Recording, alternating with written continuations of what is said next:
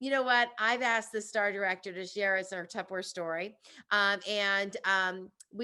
love the Tupperware stories. Is this picture not fun, guys? Look at these kids. They're I love so that cute. It's picture. adorable. First of all, it's go Buckeyes, yes. But what a great family you have, Kristi. Congratulations on your family. And Kristi has just qualified for her wild growth. So she will take a trip to Disney or a trip to Hawaii or a diamond ring or diamond necklace or $2,000 cash, or she can take one of these packages. There's two technical packages you can choose from. What would you choose? Well, Kristi gets to pick any one of those. Disney. But that's not all. Disney. This one just told me Disney. But that's not all. Kristi Why? also Hawaii. All right.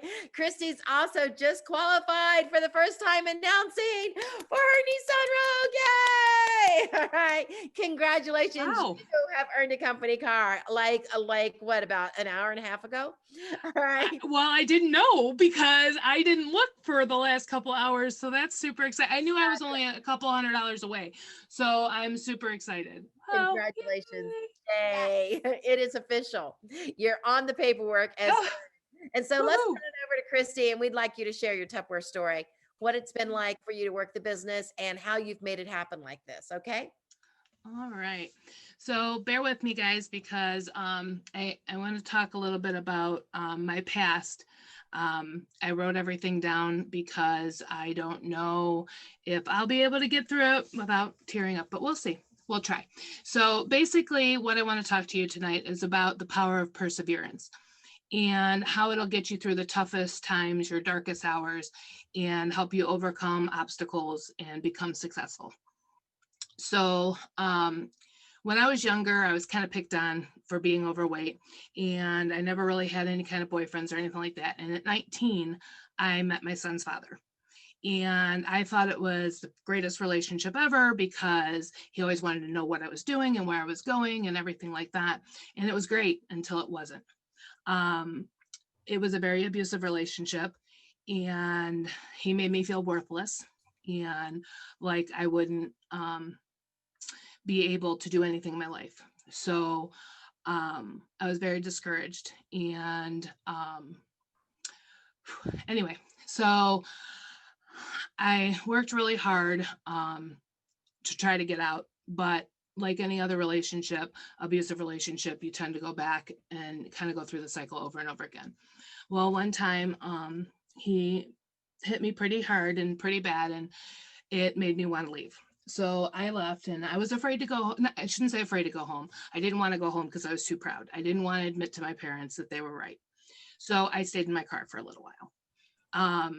And nobody knew. And it was lonely and depressed, and I felt like giving up my life. So instead of doing that, he apologized, and I ended up going back to him one more time, and I ended up getting pregnant. And things were okay for a little while, and we were excited, and he said he was going to change, and it was great until it wasn't. And he beat me really bad one time, and I almost lost my son. And he told me if I left that he would hurt me, hurt my family.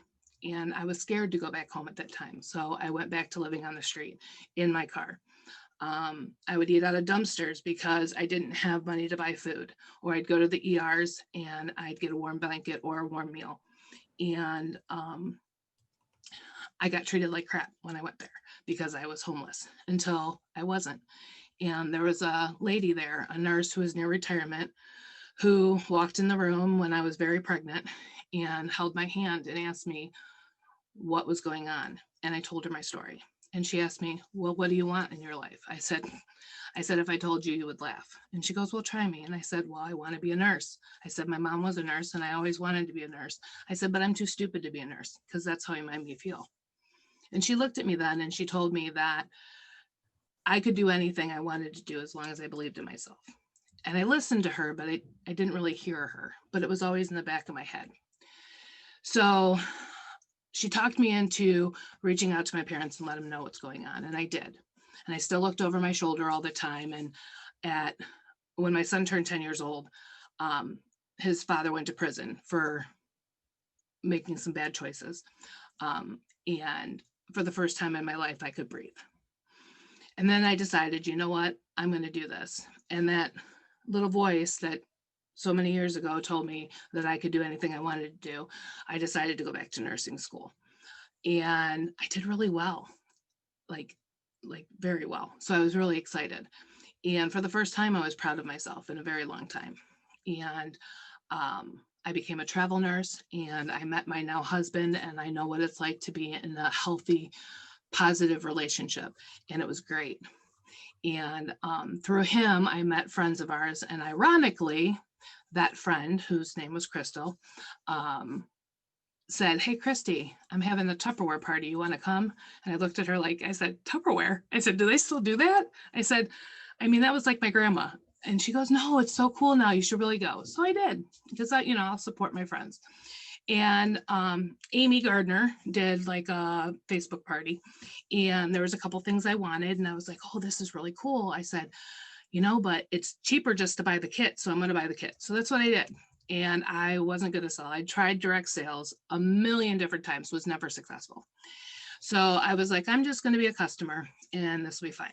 So then Crystal and Amy decided to invite me to a Tupper Tuesday. And like everybody said, that hasn't been a part of the studio. When you go there, people they're so friendly and they're so welcoming, and it felt like home away from home. And I heard Ellen talk and Pam talk and all these other directors talk. And I remember seeing everybody huddled up before the stage in their black jackets. And when I left there, on the way home, I told Amy and Crystal, I said, "I'm going to have one of those black jackets." And I was really super excited to get started. And right away, I got like 14 recruits, and it was great. And I was super excited. And I didn't really get a lot of party sales, but hey, who cares? I was excited, right?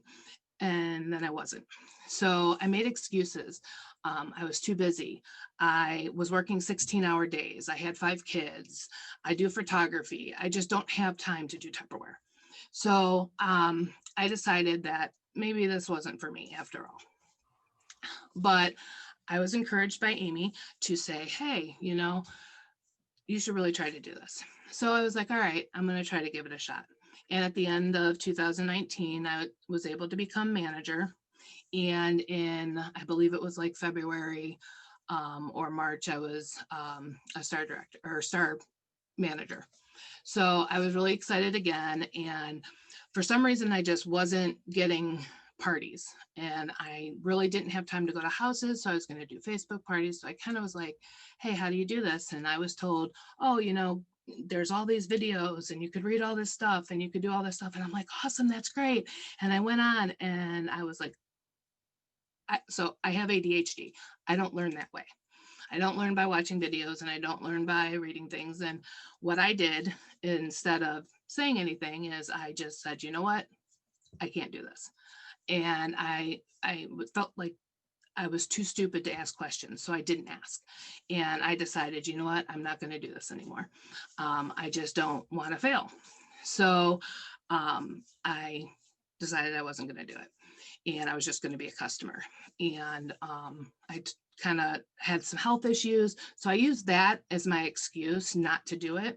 I didn't want to tell people it was because I didn't understand it. So I used my health issues, and I stopped going to meetings, and I stopped going around. And I really didn't do much with my business at all. And Amy kept reaching out to me and saying, "I'm here for you, whatever you need." She was always encouraging, just like what Tupperware does. They always encourage you. Everybody, it's a family. So I was like, all right, well, I started working my business again in March, and COVID hit. And I was a travel nurse in the hospitals, in the ER, and I got exposed to COVID. So I got sidelined, and I wasn't allowed to work. My pulmonologist wouldn't clear me to go back to work. So again, I was devastated. I'm like, what am I going to do?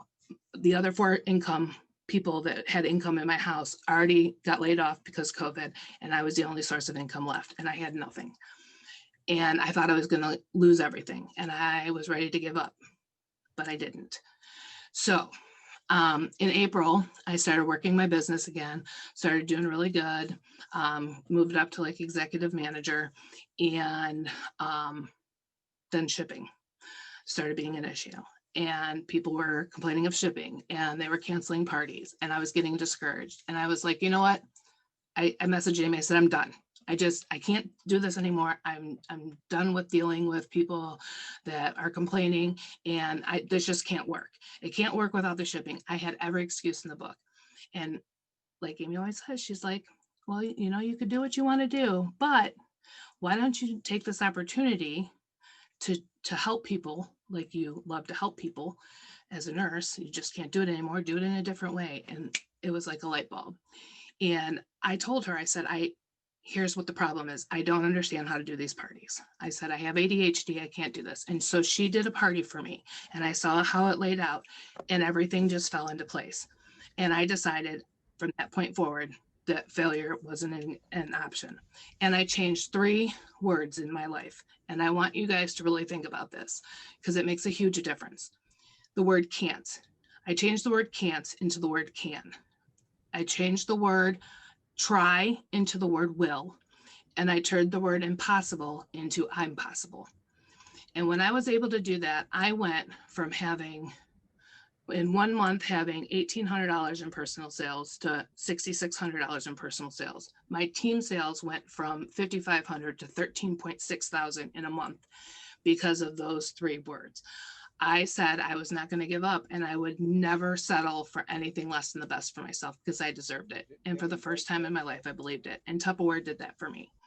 So when you feel like giving up, this is what I want you to remember. And I'm going to read this because I wrote it all out. When you're feeling discouraged, push harder. When you're afraid of failure, ask for help. And when you're ready to make a difference in your life, remember that with the power of perseverance, you can be successful because you will make a difference because you are possible.